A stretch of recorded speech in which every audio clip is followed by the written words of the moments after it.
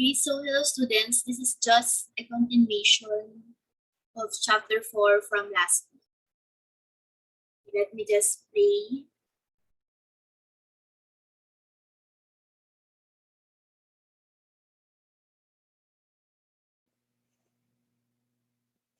Okay, good morning, students. So for today, we're going to discuss chapter 4. So sources and uses of short-term and long-term funds. So before we start,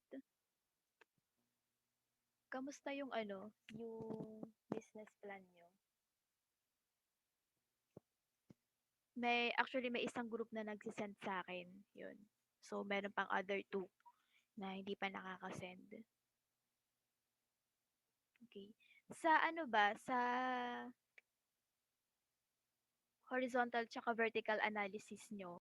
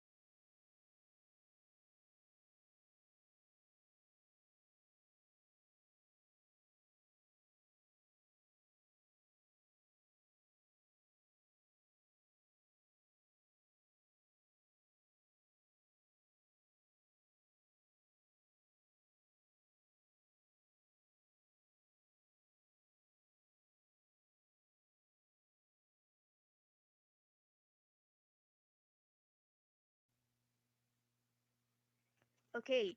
So, we have already discussed yung mga flow of application. So, next naman ay yung obligations of entrepreneurs to creditors. Siyempre, um, na-provide na ni creditors yung mga kailangan mo, nagpahiram na sila ng pera. Ano nga ba yung obligations ni entrepreneur or ni businessman? Yan. So, obligations of entrepreneur to creditors. A key partner of entrepreneur is the creditor bank. So, his bank extends him a line for his daily businesses requirements and as well as his requirements for longer term capital expansion, for example. So, in return, the entrepreneur keeps his promise to pay back his creditor banks. So, by ensuring that he is financially capable and that his business is sustainable. So yon, ang kadalasang partner talaga ng mga businessman ay yung mga bangko natin. Siyempre, lalo na pag malaki-laki yung business mo, and then lalo na pag pag mga wholesaler ka or yung mga products mo binabayad through credit. Ayan. So, partner mo talaga yung mga bangko. Yan. Dapat meron kayong magandang partnership. So, a business expands aided by funding via the financial institutions.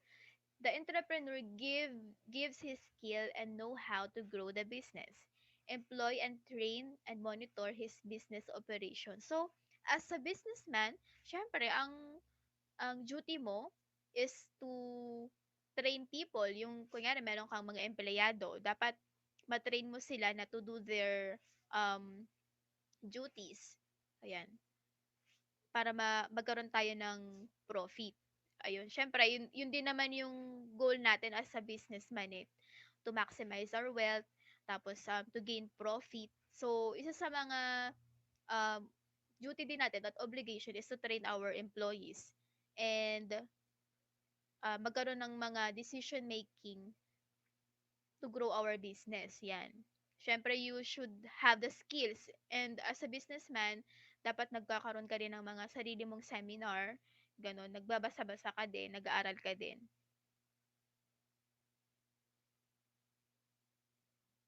Yun yung mga obligations ni entrepreneur. Yan. Actually, gagawin din naman talaga yun ni business. Kasi yun nga yung, ano nila eh. Kumbaga, yun din yung objective nila or goal nila. Kaya sila nag-put up ng business. Yan, is to maximize the wealth.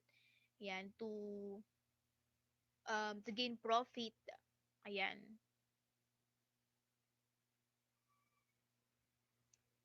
So, yun. Next naman natin yung mga uses of funds. So, first, yan, for working capital, your business working capital is used for day-to-day activities ng business. And this refers to the current assets and the current liabilities of the company.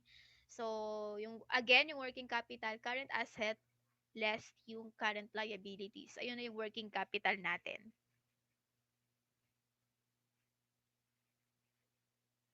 So, for capital expenditure, to reinvest in the business for business expansion. So, long-term funds can be used for capital expenditure or long-term investment opportunities, such as investing in real estate, condominium, or investing in a new product launch. So, yon pag malaki-laki yung extra money ng ibang tao, nag invest sila sa mga real estate, condominium, or new product launch.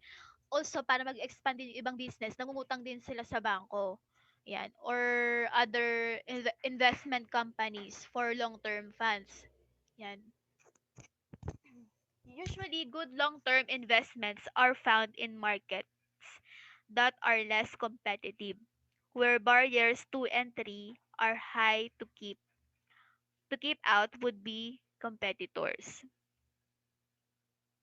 Yan. So for debt servicing, funds are also used to pay debts. As a general rule, debts should be self-liquidating. And this means that the maturity of the debt should match the length of time and debt is needed. So yun, kung minsan kung gaano kalaki yung inutang mo, ganun din kahaba yung taon. Ganun. So kino-compute naman din yan ng bangko. Yan, kunyari, minsan pag nangungutang ka ng sasakyan, 5 years. Pag bahay, mas mahaba, 15 years, ganun. Kasi mas malaki yung value nun.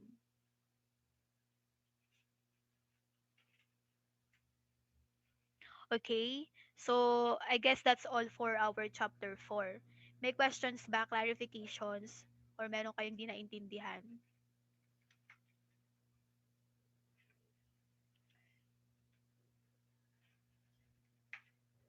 Okay. May questions ba? Mag-dismiss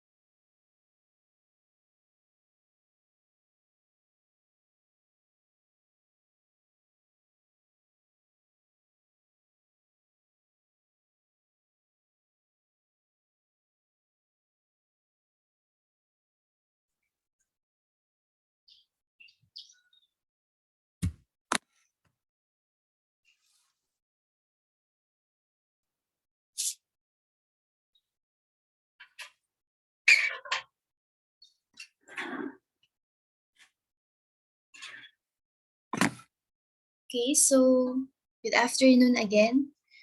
So let's just go back and discuss further the financial planning tools and concepts. So yung mga nakaraan, yung mga financial planning tools and concepts, parang mga nasa math pa tayo, no? More on computation, like yung mga financial ratios, present value, future value, and simple and compound, and yung mga basic definitions or basic theories diniscuss natin. So yun. Ngayon naman, yung mga further explanation yung about the theories and principles na meron under financial planning, tools, and concepts.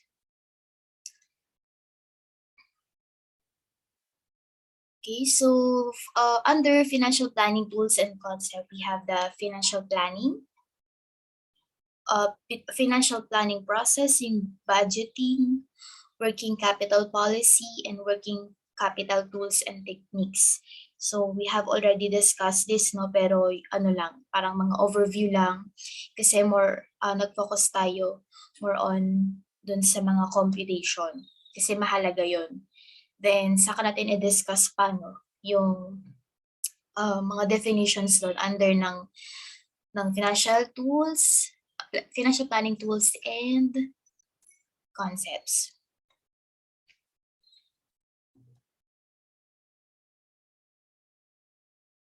Okay, so at the end of this lesson, we should be able to explain the concept of financial planning, describe the relationship of vision and mission to financial planning, discuss the financial planning process, determine how to compute additional funds needed by the business.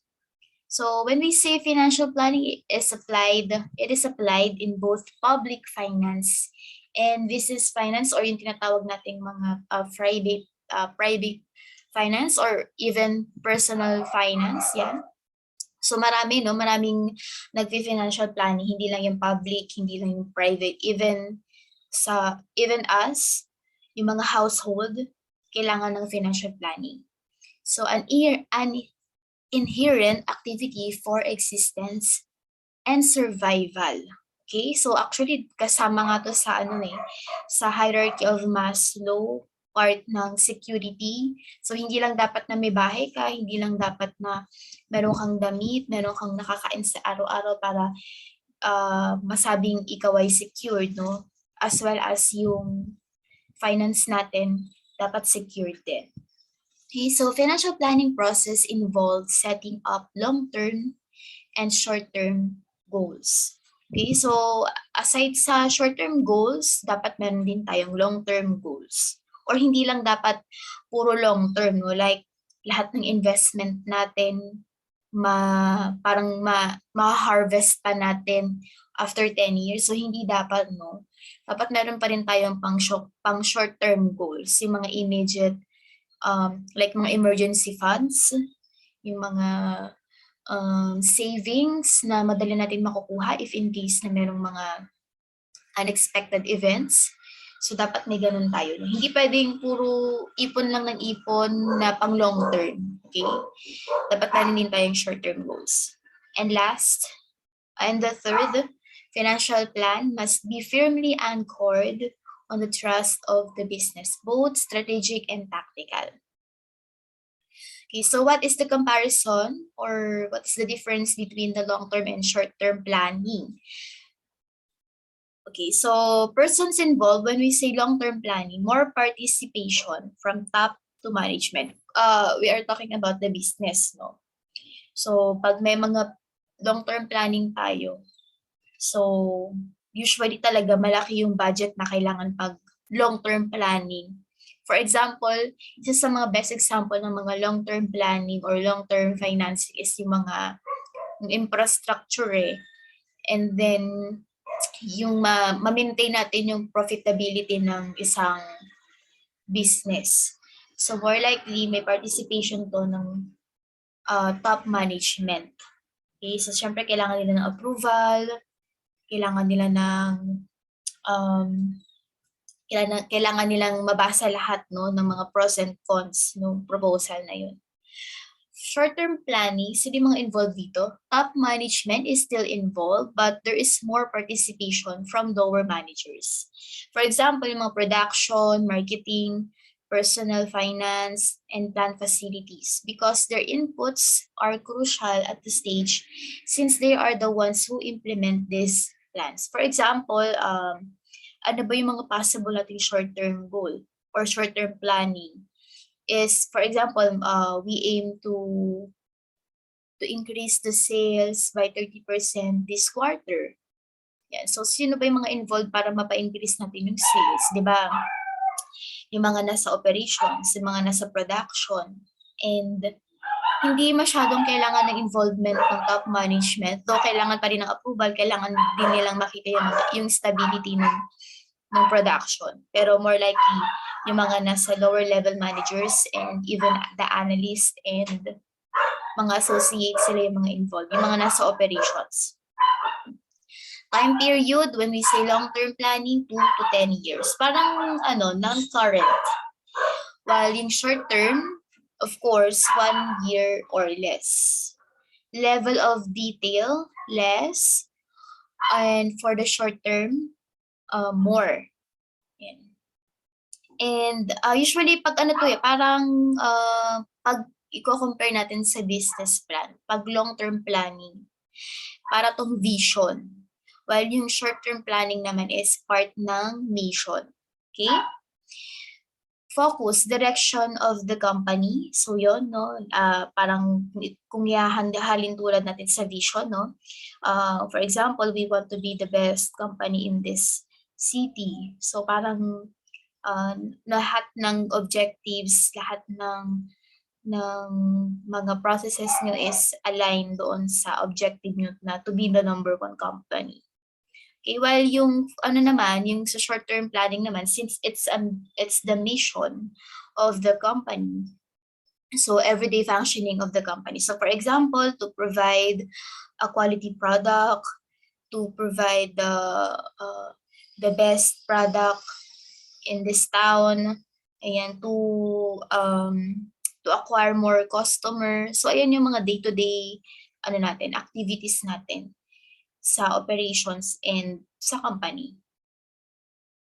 Okay, what is the difference between strategy and tactics? So we already know that strategy is is used for long-term planning and based on the business vision. Yeah. So I have said na parang para mas maintindihan natin is yung mga long-term natin is like the vision of the business.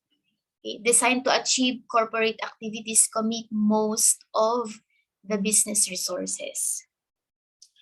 Okay, so kapag vision, strategy. While yung tactics, since everyday or day-to-day operation to, short-term, ayan, syempre parang ito yung mga techniques din. So tend to be short term, responding to opportunities or threats, often influenced by functional objective. When we say functional, ito yung mga functional level, like parang mga pang department, ganun. So merong objectives for the accounting, may objectives for the marketing department, may objectives for the production, pero dapat yung mga objective ng per department or per function is aligned pa rin doon sa corporate objectives natin. So, commit less resources. Okay, so again, all plans should be anchored on the vision, the long term, and mission, the short term of the business. Vision conveys the ultimate goal of the organization. It outlines the final map of what business will be and where the business is going. Okay, so vision, parang pino-foresee na natin kung ano yung gusto nating makita at the end of the day, parang ganun. So, ayan, sa parang pinakadulo ng mapa natin, yung pinaka-vision natin, what we see is we will be the number 1 company in this city or in this country. Okay?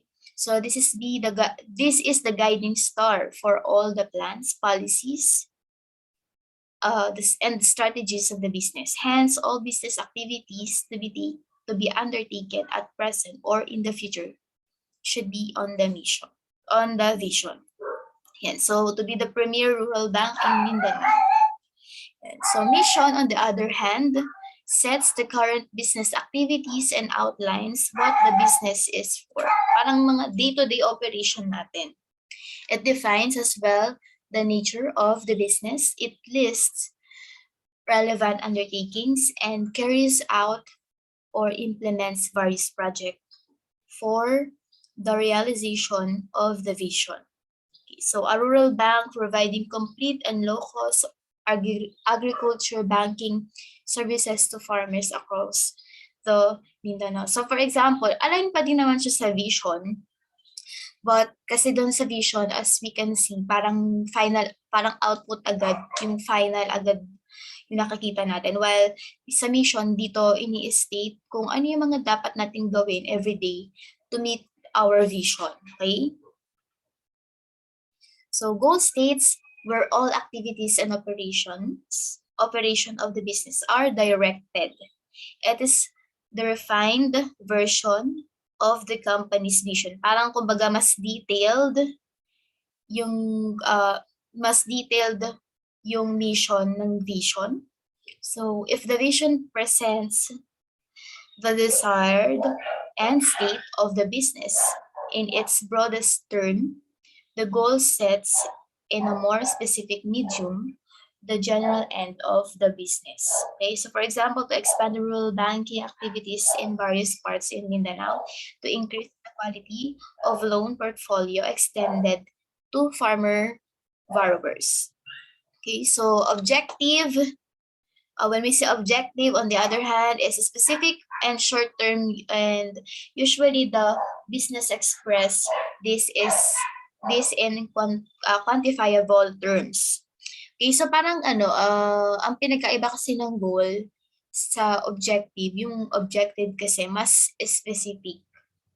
And usually para siyang yung the functional, yung parang mas functional siya compared sa goal. And yun nga, short term, quantifiable.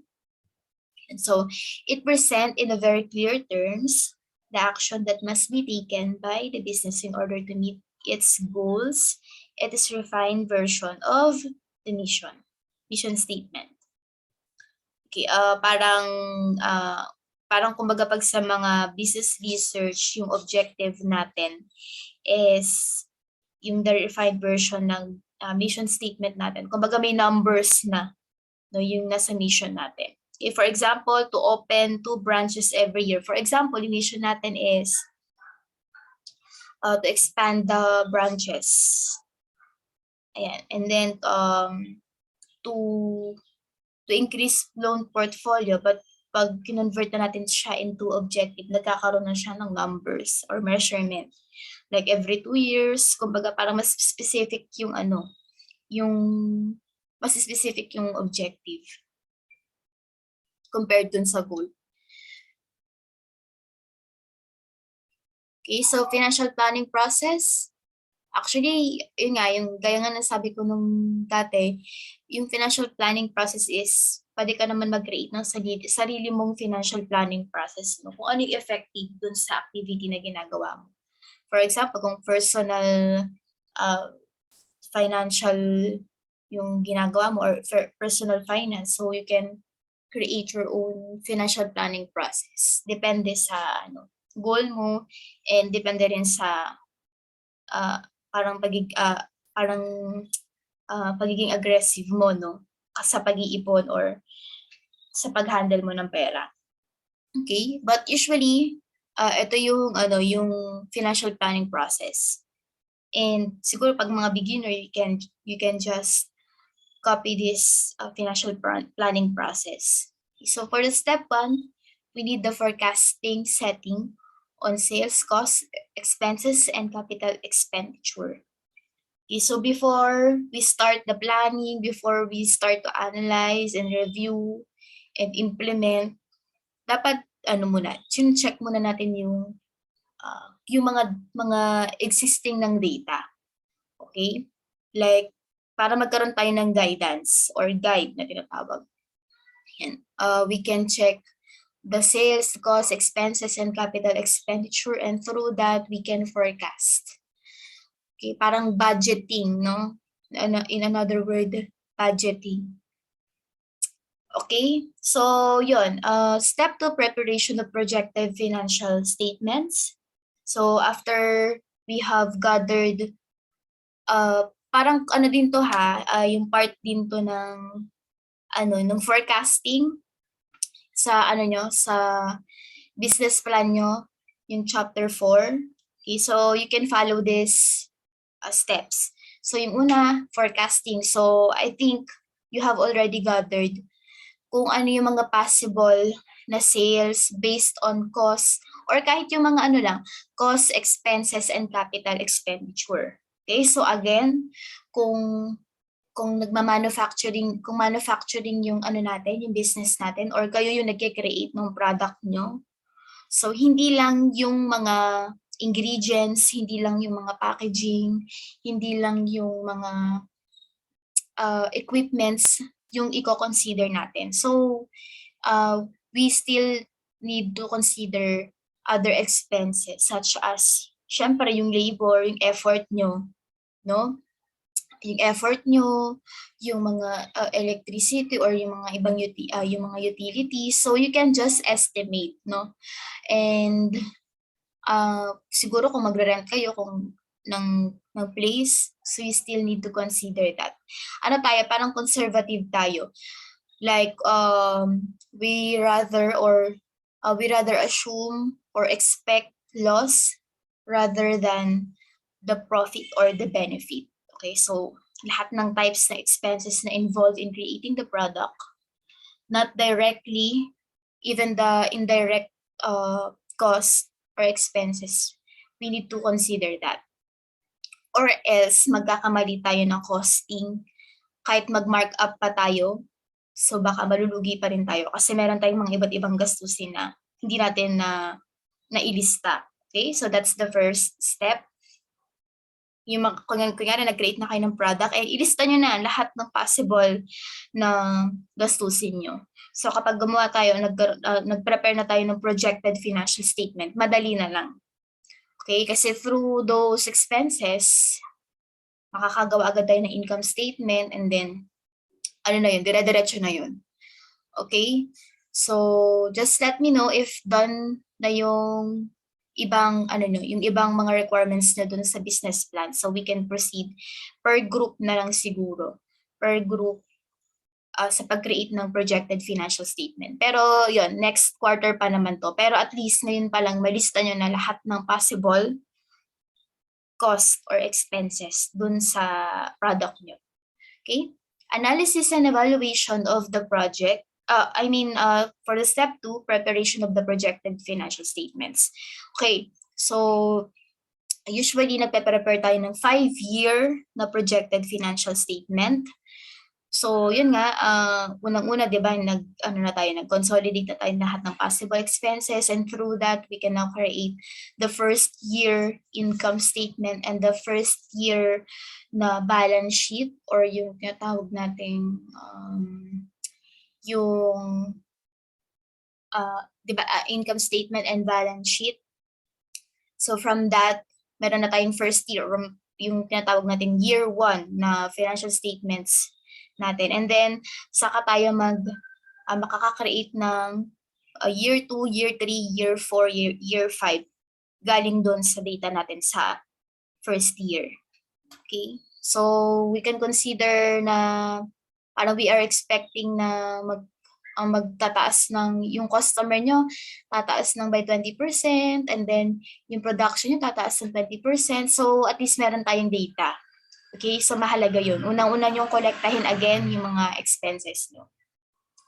Okay, so yung third, analysis and evaluation of the projected financial statement. So how do we analyze the projected financial statement? So we use financial ratios.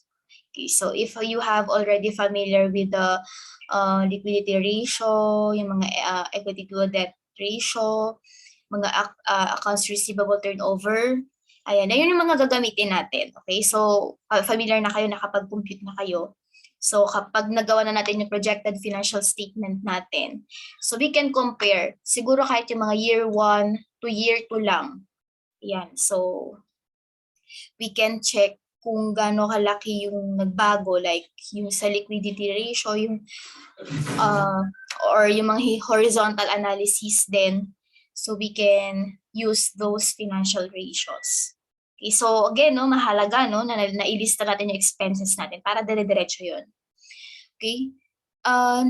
Step 4, review and evaluation of the projected financial plan. Okay, so after we have already with our financial ratios, we can now review, no, and then check if we are expecting a profit ba, or we can check if stable ba yung business. Okay? So projected financial plan pa lang siya, no? So parang hindi pa talaga siya yung actual. At least dun pa lang sa projected, nakita na natin, no, kung profitable ba siya. Nagigets ba natin? Okay, just let me know ha. Ayun. Actually, kapag na-list down nyo naman yung mga expenses, if nag-meeting tayo per group, ayun, baka meron pa akong masuggest kung ano yung mga expected nating expenses. Okay, kahit damihan nyo yung expenses, dagpasan nyo or damihan nyo yung expenses na ano, ng product nyo, okay lang yan, gagawa natin ng way.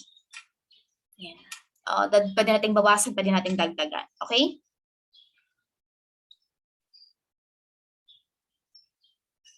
Ayan, actually, you can now consolidate yung mga expenses, pero gagawa tayo nito next quarter pa. Ang fourth quarter natin to. Bale, yung last quarter natin, magpo-focus lang tayo sa pag-create ng forecasting. Okay. Kasi ilang grupo kayo anim na grupo sa business plan. So per group yun, gagawa natin ng projected financial statement. Okay, so ngayon pa lang, no, kolektahin na natin yung mga possible expenses natin para pagdating ng last quarter, mag-i-schedule na lang tayo kung kailan natin gagawin yung kanya-kanya yung projected financial statement. Okay? Okay, next, the forecast. In making a forecast or projection, the following are done. So the sale projection is estimated and prepared. Okay, so paano kaya tayo nakaka-estimate ng sale projection? Hindi lang tayo basta-basta maglalagay lang ng number. Like, gusto ko yung sale namin is 500. Dapat meron kang basis kung magkano ba yung sales mo. So, paano ba natin siya nalalaman? Kayo, kung may sari-sari store kayo, paano ba natin ine-expect yung sales natin? Okay? Siyempre, di ba, kung magkano yung nagastos natin, yung naging capital natin sa pagbili ng mga pang sari-sari store natin. And then, naglalagay lang tayo, or nagpapatong tayo, or nagmamark up tayo ng expected nating profit. Okay? So, yun, mahalaga, yun nga, pinakamahalaga nga is malaman natin kung ano yung mga expenses and cost nyo. Okay? Para makapag-mark up tayo, malaman natin kung magkano natin ibebenta yung per product. Okay? So, the sale projection is estimated and prepared.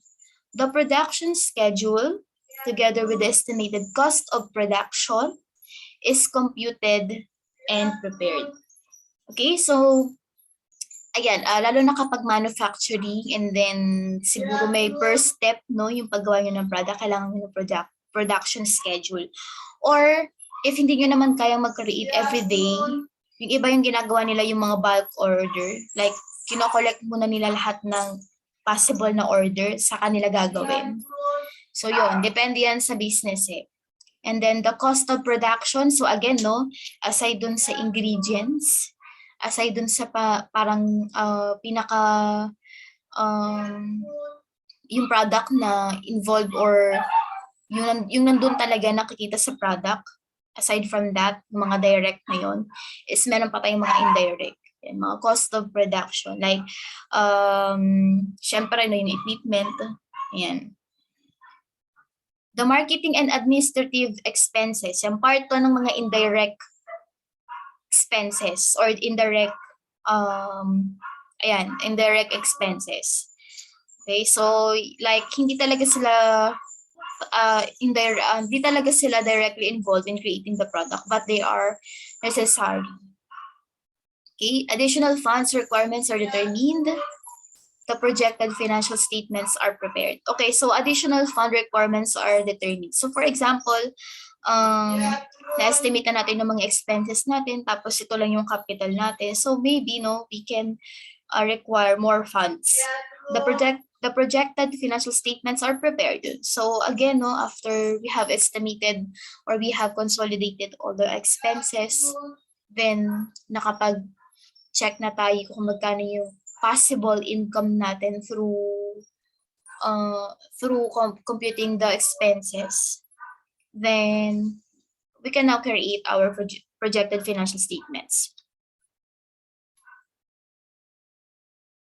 The sales forecast, the preparation of the sales forecast is the initial step in making the projection. So in the preparation of the projected sales, the sales performance of the last 5 preceding years is considered to determine if the sales trend is increasing, decreasing, or maintaining a steady level. Okay, so yun, kapag nag-create tayo ng projected, di ba, we are creating 5-year projected financial statements. So that include projected sale, again, from year 1 to year 5. And that will check if if increasing siya, decreasing. So bago mo pa i-implement yung business mo, is pwede na natin ihinto kasi di naman pala siya profitable. Okay? Hindi naman pala nag-i-increase.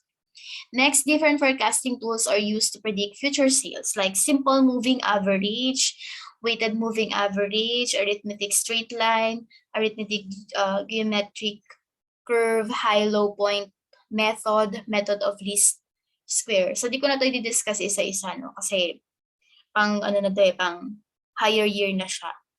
Okay? So parang itong mga simple moving, weighted average, weighted moving average, ito yung, ang basis nito is yung mga number ng production.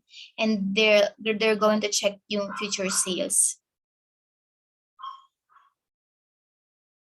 Yeah, so for example, Janet Trading presents the following sales figure in terms of units. So again, yung number ng units produced in like in 2014, 22,800, like 2018, 36,350.